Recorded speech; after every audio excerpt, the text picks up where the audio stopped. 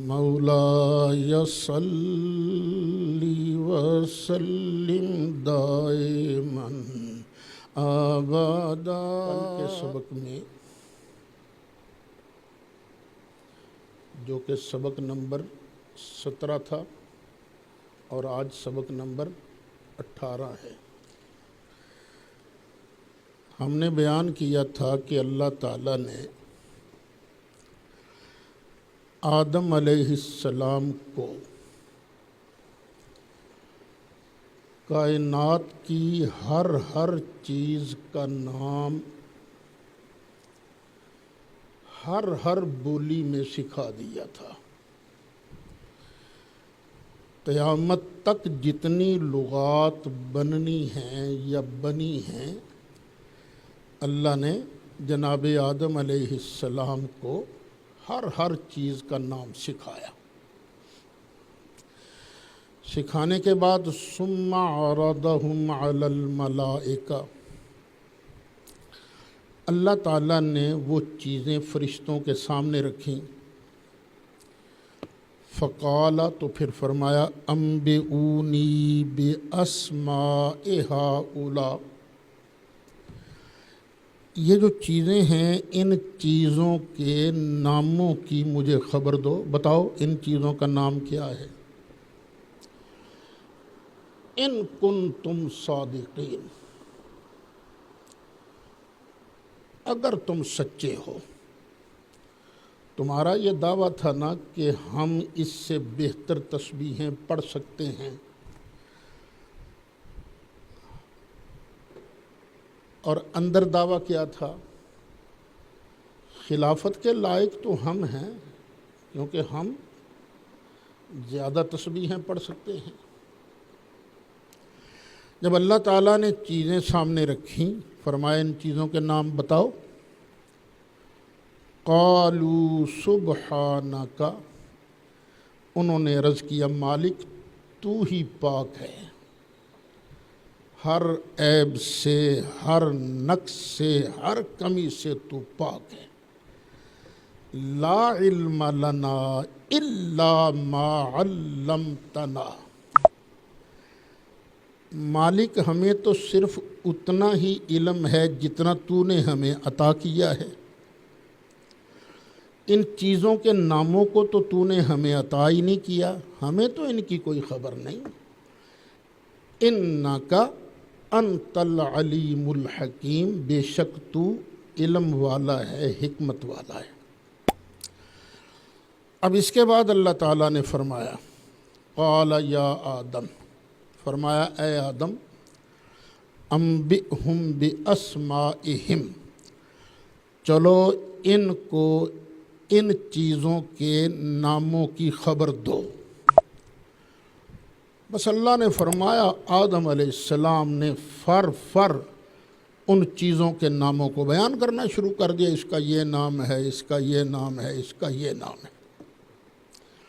فلما انبأہم باسمائہم، پھر جب آدم علیہ السلام نے ان چیزوں کے نام بتا دیے، قال، تو اللہ نے فرمایا، الم اقل لکم، کیا میں تمہیں نہیں کہا کرتا تھا، انی اعلم غیب السماوات والارض، کہ بے شک آسمانوں اور زمین کی ہر چھپی بات کو میں جاننے والا ہوں، میں جانتا ہوں۔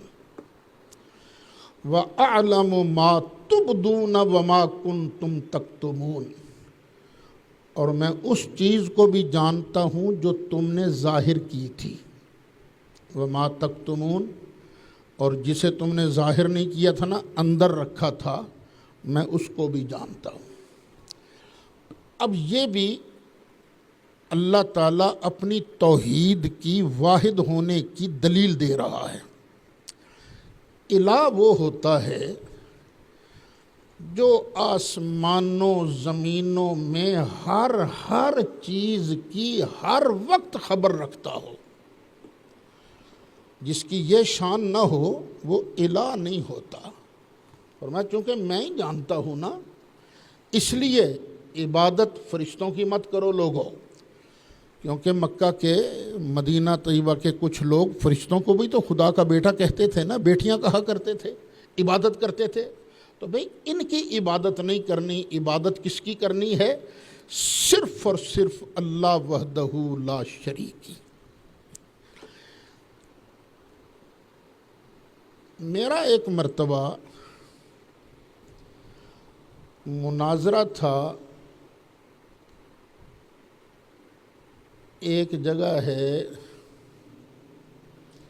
آج کل ضلع چنیوٹ میں ہے، وہ نام میں بھول رہا ہوں، وہاں نبی کریم علیہ السلام کے علم غیب شریف کے متعلق میرا مناظرہ تھا، اور مد مقابل تھے دیوبندی مولوی صاحب یوسف رحمانی صاحب۔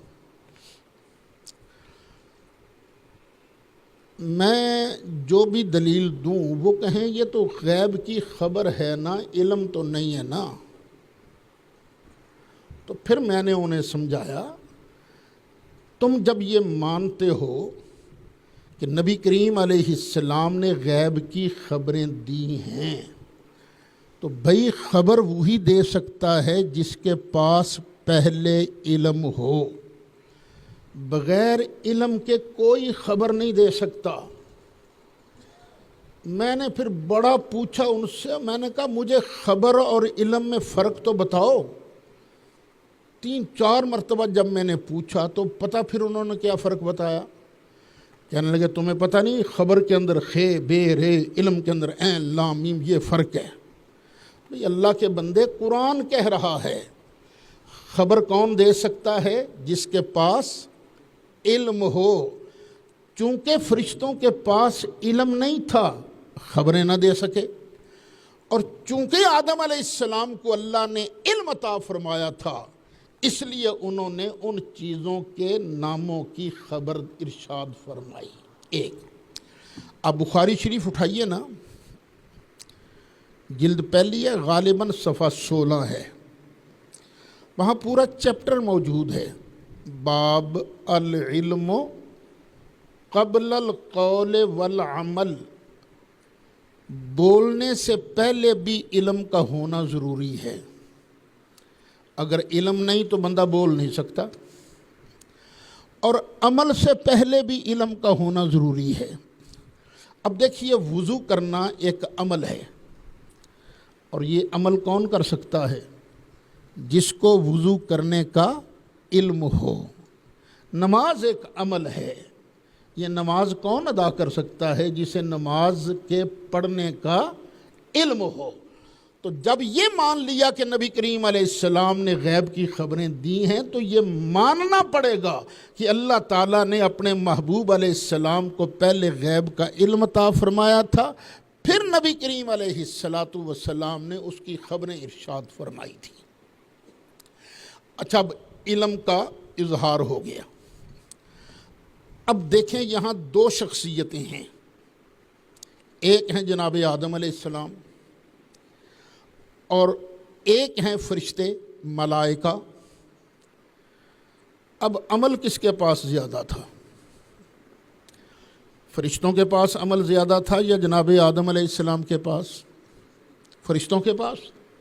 جناب آدم علیہ السلام تو ابھی پیدا ہو رہے ہیں نا، ابھی انہوں نے کوئی عمل وغیرہ، اتنے عمل تو نہیں ان کے، لیکن فرشتوں کے پاس تو ہزاروں لاکھوں سالوں کی عبادت ہے، ریاستیں ہیں۔ لیکن اللہ تعالیٰ نے خلافت کا تاج کس کے سر پر رکھا؟ اس کے پاس جس کو اللہ نے علم کی دولت عطا فرمائی ہے۔ اس لیے مفسرین فرماتے ہیں علم کی شان عمل سے بہت زیادہ ہے، علم کی شان عمل سے بہت زیادہ ہے۔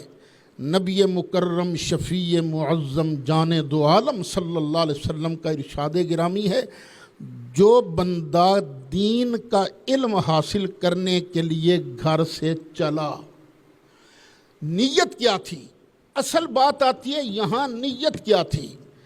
نیت یہ تھی کہ میں جاؤں گا، دین پڑھوں گا، دین پڑھ کر پھر میں دین کی خدمت کروں گا، اسلام کی خدمت کروں گا، اس نیت سے پڑھنے کو چلا۔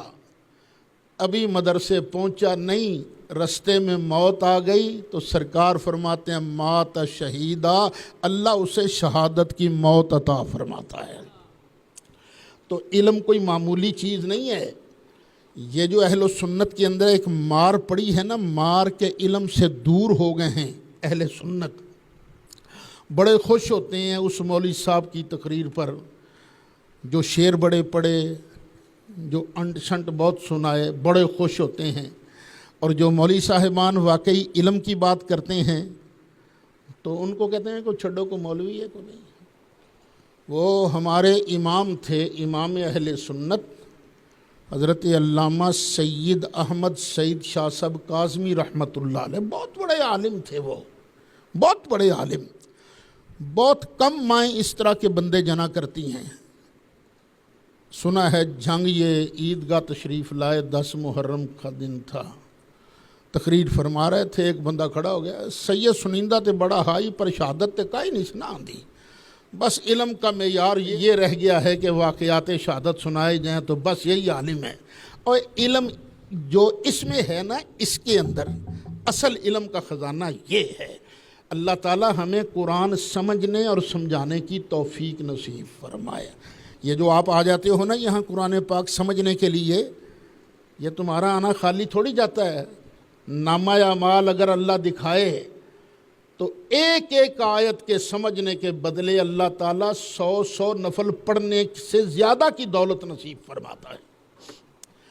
اچھا خیر، وہ فرشتوں پر آدم علیہ السلام کی فوقیت ظاہر ہو گئی۔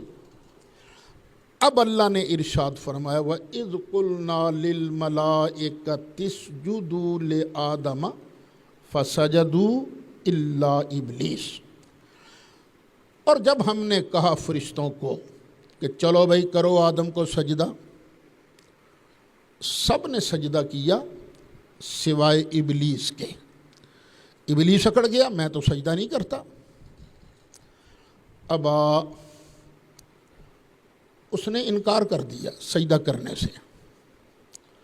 واستکبر، اور وہ بڑا بنا، تکبر کیا۔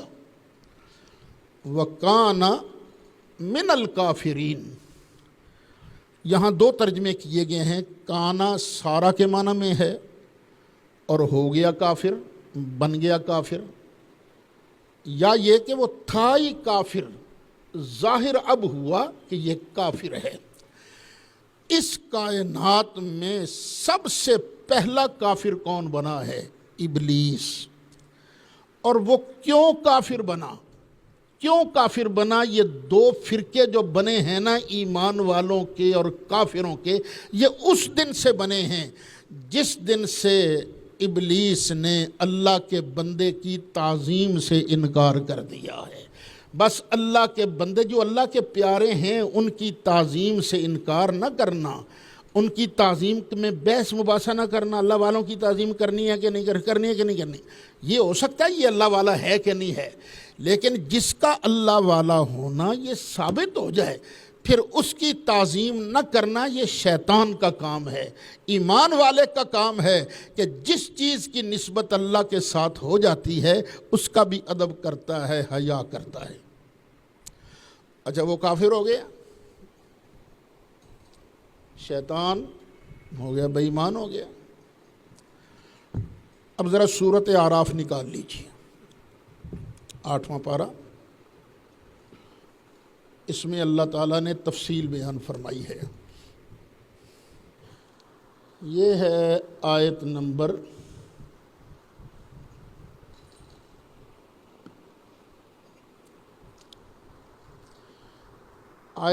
11 سے شروع کر دیجیے۔ وَلَقَدْ خَلَقْنَاكُمْ، بے شک ہم نے تمہیں پیدا کیا، ثُمَّ صَوَّرْنَاكُمْ،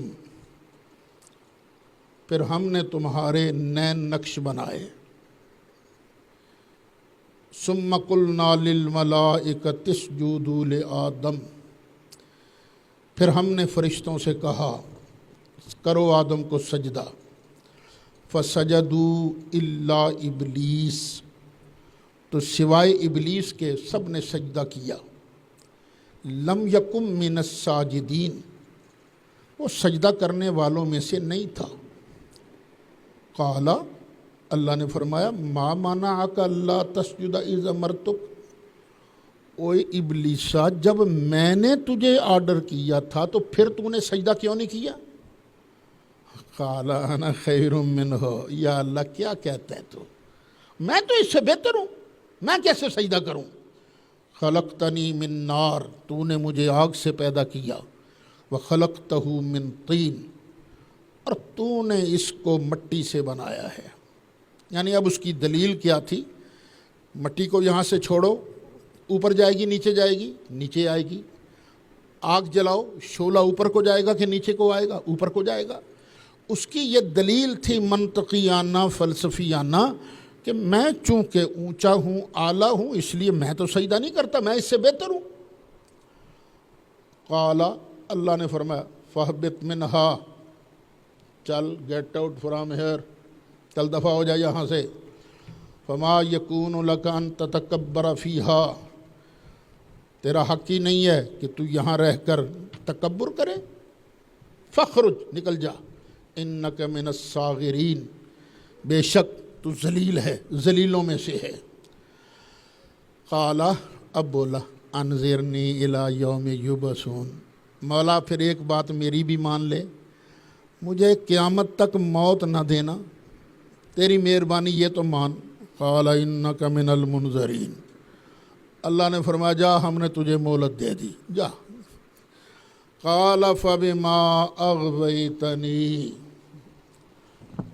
کہنے لگا مجھے بھی قسم ہے تو نے مجھے گمراہ تو کیا ہے نا، اس آدم کی وجہ سے، لَأَقْعُدَنَّ لَهُمْ صِرَاطَكَ الْمُسْتَقِيمِ، یہ جو آدم کی اولاد ہے یہ سیدھے رستے پر چل رہی ہوگی نا تو میں ان کے رستے میں بیٹھوں گا، میں ان کو سیدھے رستے پر چلنے نہیں دوں گا۔ ثُمَّ لَآتِيَنَّهُم مِّن بَيْنِ أَيْدِيهِمْ وَمِنْ خَلْفِهِمْ، میں سامنے سے بھی ان کو پڑھوں گا، پیچھے سے بھی پڑھوں گا، وَعَنْ أَيْمَانِهِمْ وَعَنْ شَمَائِلِهِمْ، دائیں طرف سے بھی پڑھوں گا، بائیں طرف سے بھی پڑھوں گا۔ اور مولا تو دیکھ لینا، وَلَا تَجِدُ أَكْثَرَهُمْ شَاكِرِينَ، اور مالک تو ان میں سے اکثر کو شکر گزار نہیں پائے گا، اکثر تیرے نافرمان نکلیں گے، میرے پیچھے چلیں گے۔ اللہ نے یہ نہیں کہا تو گمراہ نہیں کر سکے گا۔ قال اخرج منها مذءوما مدحورا، نکل جا یہاں سے اس حال میں کہ تو رد کیا گیا ہے، راندہ درگاہ ہے، ذلیل ہو کر نکل جا یہاں سے۔ سن لمن تبعک منہم، آدم کی اولاد میں سے جو بھی تیرے پیچھے لگے گا، لَأَمْلَأَنَّ جَهَنَّمَ مِنْكُمْ أَجْمَعِينَ، میں تمہیں بھی اور تیرے پیروکاروں کو بھی جہنم میں ڈالوں گا اور جہنم کو تم سب سے بھر دوں گا۔ یہ اب اللہ تعالیٰ شیطان سے بات کر رہا ہے۔ اور پھر آگے فرمایا، وَيَا آدَمُ اسْكُنْ أَنْتَ وَزَوْجُكَ الْجَنَّةَ، اے آدم تو اور تیری بیوی یہ جنت میں رہو جنت کے اندر۔ یہ پہلے تو حضرت آدم اکیلے ہی تھے، پھر ایک دن حضرت آدم علیہ السلام سو رہے تھے، اللہ نے بائیں پسلی سے ان کا جوڑا بنا دیا، حضرت حوا پیدا ہو گئی۔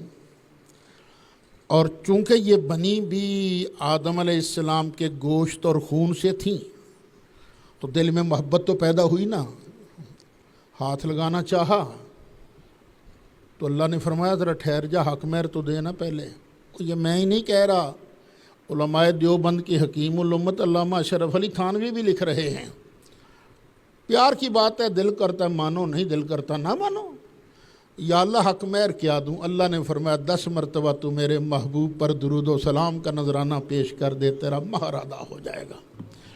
اچھا، اللہ نے دونوں کو فرمایا، یا آدم اسکن انت وزوجک الجنہ، اے آدم تو بھی ٹھہر اور تیری بیوی بھی ٹھہرے جنت میں۔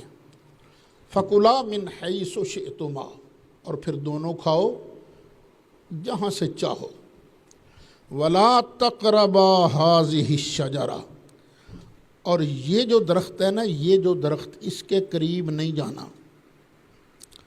مثلا کوئی درخت اگے ہوئے ہوں تو اللہ نے فرمایا اس کے قریب نہیں جانا، ولا تقربا ہذہ، اس کے قریب نہیں جانا، فتکونا من الظالمین، اگر تم اس کے قریب گئے نا تو تم دونوں ظالموں میں سے ہو جاؤ گے، ظالموں میں سے تم دونوں ہو جاؤ گے، اے آدم اور اے حوا۔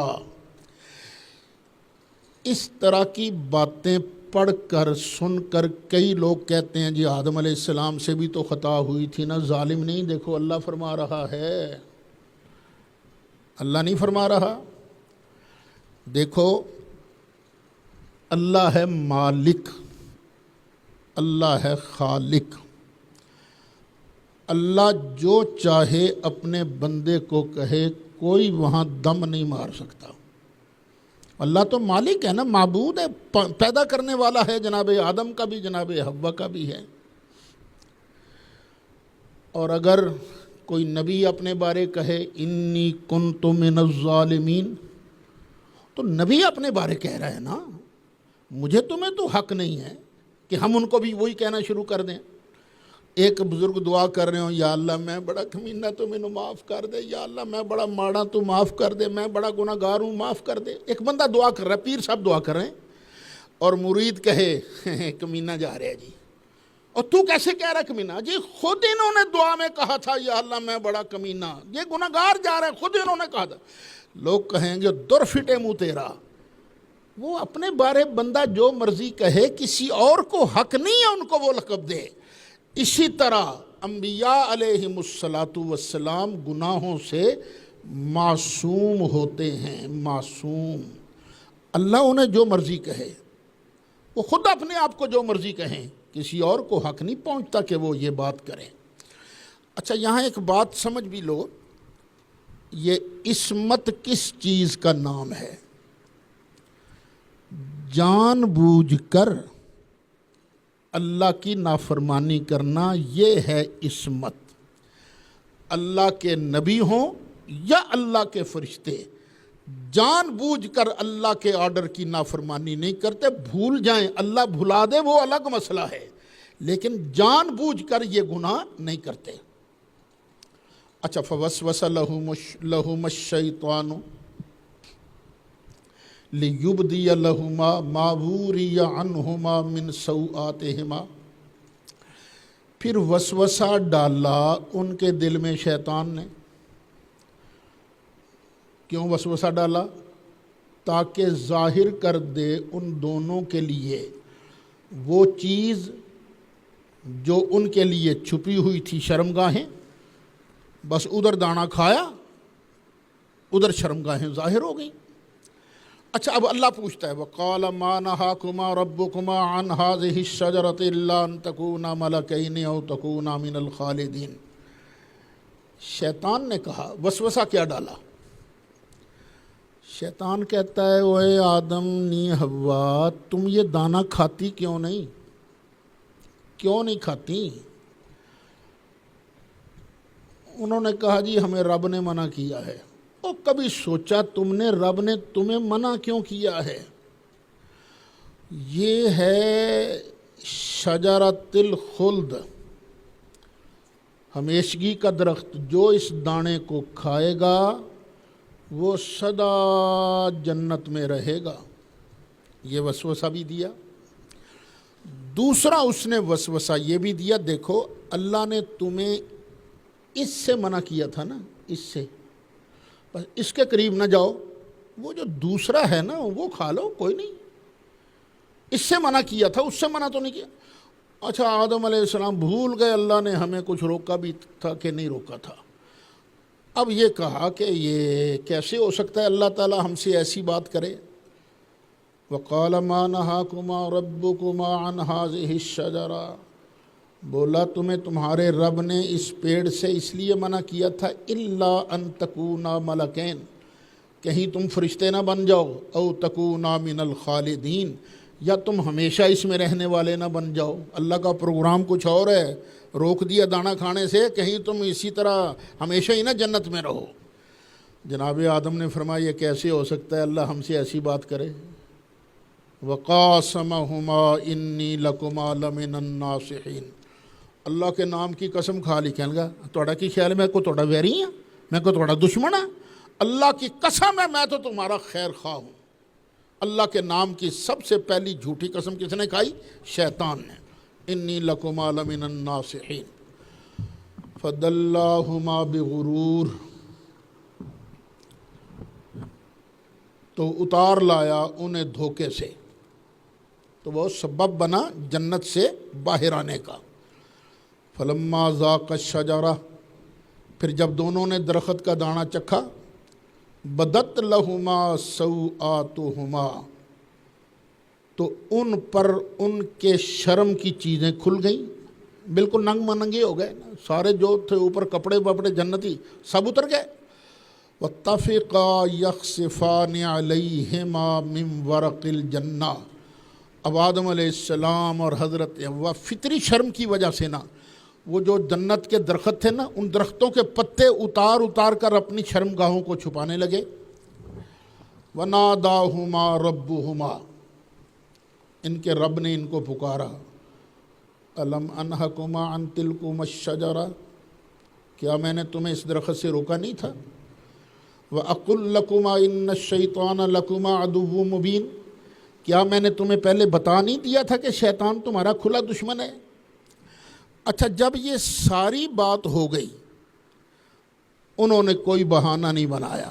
یا اللہ ہماری مرضی تو نافرمانی کی نہیں تھی, یا اللہ ہمیں تو شیطان نے دھوکہ دیا. کوئی بات نہیں کی, کوئی بات نہیں. فٹ بولے ربنا ظلمنا انفسنا, یا اللہ ہم نے اپنی جانوں پر ظلم کیا ہے.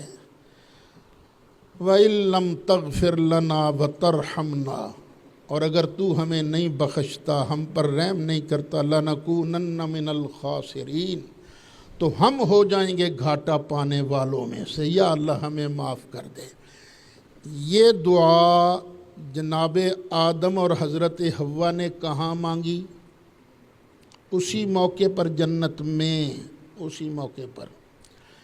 اس دعا کے مانگنے کے بعد اللہ نے فرمایا قَالَ اهْبِطُوا بَعْضُكُمْ لِبَعْضٍ عَدُوٌّ. اللہ نے فرمایا چلو بھی سارے ہی اترو. اب سارے کون تھے؟ ہیں تو دو تھے, وہ جناب آدم اور حضرت حوا دو ہی تھے نا, لیکن یہاں جمع کا صیغہ فرمایا اہبطوا, چلو سارے اترو. سارے کون؟ ہم بھی تو ادھر ہی تھے نا, جناب آدم علیہ السلام کی پشت میں ہم سارے ہی تھے نا. تو ان ساروں میں مومن بھی, ان ساروں میں کافر بھی. اب یہ نہیں کہنا چاہیے کہ آدم علیہ السلام نے ہمیں جنت سے نکالا, یہ نہیں کہنا چاہیے, بلکہ یہ کہنا چاہیے ان کافروں نے ہمیں جنت سے نکالا. ان کی وجہ سے نا آدم علیہ السلام کو اللہ نے زمین میں بھیج دیا, چلو اے کافرو تم زمین پر رہ جانا اور میرے پیارے پھر میرے پاس آ جائیں گے. اہبطوا بعضکم لبعض عدو وَلَكُمْ فِي الْأَرْضِ مُسْتَقَرٌّ وَمَتَاعٌ إِلَىٰ حِينٍ, اور تمہارے لیے زمین میں ہے ٹھکانہ اور برتنا ہے ایک مدت تک جو تمہارا وقت معین ہے. اچھا, یہ میں نے اتنی لمبی سورہ اعراف کی آیتیں اس لیے سنائیں کہ اس میں ایک تو ڈیٹیل بیان ہوئی ہے, دوسرا یہ بتانا مقصود ہے کہ یہ ربنا ظلمنا انفسنا, یہ دعا جناب آدم علیہ السلام نے کہاں مانگی ہے؟ جنت میں. اب آ جاؤ پھر پہلے پارے پر, جو سبق ہے وہاں آ جاؤ. وَقُلْنَا يَا آدَمُ اسْكُنْ أَنْتَ وَزَوْجُكَ الْجَنَّةَ, اور ہم نے فرمایا اے آدم تو بھی رہ اور تیری بیوی بھی رہے جنت میں. وَكُلَا مِنْهَا رَغَدًا حَيْثُ شِئْتُمَا, اور تم دونوں کھاؤ جنت میں سے, رغدن جنہ جی کر دے, بغیر روک ٹوک کے کھاؤ, حیث شئتما جہاں سے چاہو. وَلَا تَقْرَبَا هَٰذِهِ الشَّجَرَةَ, اور اس درخت کے قریب نہیں جانا. یہ درخت کون سا تھا ہمیں نہیں پتہ, اللہ رسول نے نہیں ہمیں بتایا تو ہم خاموش ہیں. باقی ٹامک ٹوئیاں یہ نہ گندم کا تھا, پتہ نہیں انگور کا تھا, کاہے کا تھا, بس اس بحث میں نہیں پڑھنا, اس کا فائدہ کوئی نہیں. ہم تابع ہیں اس چیز کے جو اللہ تعالیٰ نے اور اس کے پیارے رسول علیہ الصلاۃ والسلام نے بتائی ہو۔ فَأَزَلَّهُمَا الشَّيْطَانُ عَنْهَا، شیطان نے انہیں جنت سے پھسلا دیا۔ فَأَخْرَجَهُمَا مِمَّا كَانَا فِيهِ، اور جہاں وہ رہتے تھے شیطان نے ان دونوں کو وہاں سے نکلا دیا۔ وَقُلْنَا اهْبِطُوا بَعْضُكُمْ لِبَعْضٍ عَدُوٌّ، اور ہم نے فرمایا اترو، تم میں سے بعض کے دشمن ہوں گے، جو اترو سارے، تم سارے اترو۔ آدم علیہ السلام کے اندر کافر بھی تھے، مومن بھی تھے، میں بھی تھا، آپ بھی تھے، سارے تھے، جو سننے والے ہیں سارے ہی تھے۔ اللہ فرماتا بعضکم لبعض عدو، ایک دوسرے کے دشمن بھی ہو گئے۔ اب دیکھ لو ایک دوسرے کے دشمن ہیں کہ نہیں ہیں؟ دشمن، مومن کافر آپس کے اندر لڑائی ہے، اور پھر مومنوں کی آپس میں لڑائی ہے، کئیوں کی لڑائی ضد بازی کے ساتھ شروع ہو جاتی ہے، دشمنی تو چل رہی ہے۔ وَلَكُمْ فِي الْأَرْضِ مُسْتَقَرٌّ، اور تمہارے لیے زمین میں ایک مقررہ مدت تک رہنا ہے، وَمَتَاعٌ، اور نفع حاصل کرنا ہے، برتنا ہے، إِلَىٰ حِينٍ، ایک مدت تک۔ وہ مدت کون سی ہے؟ جب تک سانس ہے تم دنیا کی نعمتوں سے لطف اندوز ہوتے رہو گے، ادھر سانس نکلی ادھر کام ختم، بس اب دنیا کی نعمتیں نہیں، اب آخرت کے معاملات ہیں۔ فَتَلَقَّىٰ آدَمُ مِن رَّبِّهِ كَلِمَاتٍ فَتَابَ عَلَيْهِ، پھر سیکھ لیے آدم علیہ السلام نے اپنے رب سے چند کلمے، فَتَابَ عَلَيْهِ، تو اللہ تعالیٰ نے ان کلمات کی وجہ سے حضرت آدم کی توبہ کو قبول کر لیا۔ إِنَّهُ هُوَ التَّوَّابُ الرَّحِيمُ، بے شک وہ توبہ قبول فرمانے والا اور بڑا ہی مہربان ہے۔ وہ کلمات کون سے ہیں جن کلمات کی وجہ سے اللہ تعالیٰ نے حضرت سیدنا آدم علیہ السلام کی توبہ کو قبول فرمایا ہے؟ کئی مفسرین اس طرف گئے ہیں، یہ وہی کلمات ہیں جو جناب آدم علیہ السلام کے سورۃ اعراف کے اندر موجود ہیں۔ ربنا ظلمنا انفسنا وان لم تغفر لنا وترحمنا لنکونن من الخاسرین، کہ یہ الفاظ ہیں، ان کلمات کی وجہ سے اللہ تعالیٰ نے توبہ قبول فرمائی۔ لیکن یہاں پر ایک اشکال ہے، اگر یہ کہا جائے کہ ان کلمات کی وجہ سے توبہ قبول ہوئی تو اس کا مطلب کیا ہے؟ توبہ فٹ قبول ہو گئی تھی، ادھر دانا کھایا، ادھر اللہ نے پوچھا، ادھر انہوں نے عرض کر دیا ربنا ظلمنا انفسنا، یہ کہا تو پھر اللہ تعالیٰ نے ان کی توبہ قبول فرما لی۔ لیکن کئی ایسی چیزیں ہیں جن سے پتہ چلتا ہے کہ یہ توبہ جنت میں قبول نہیں ہوئی تھی، یہ توبہ زمین پر قبول ہوئی تھی۔ اگر زمین پر قبول ہوئی تھی تو اس کا مطلب ہے اس کے الفاظ اور ہیں جن الفاظ کی وجہ سے یہ توبہ قبول ہوئی ہے۔ ایک حدیث شریف ہے، وہ حدیث شریف آپ سن لیجئے۔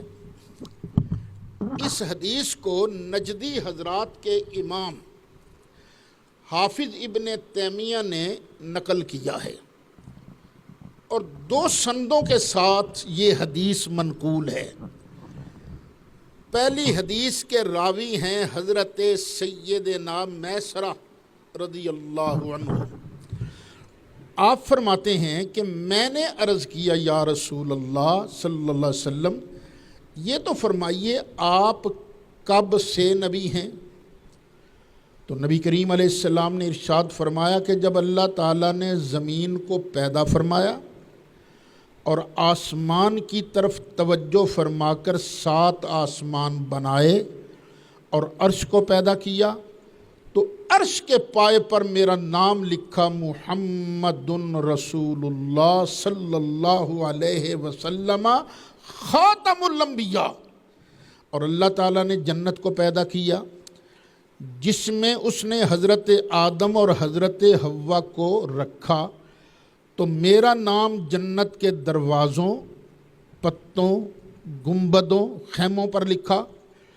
اس وقت حضرت آدم علیہ السلام ابھی روح اور جسد کے درمیان تھے، پھر جب اللہ تعالیٰ نے ان کو پیدا فرمایا، انہوں نے عرش پر میرا نام لکھا دیکھا تو اللہ تعالیٰ نے ان کو بتایا کہ یہ تیری اولاد کے سردار ہیں۔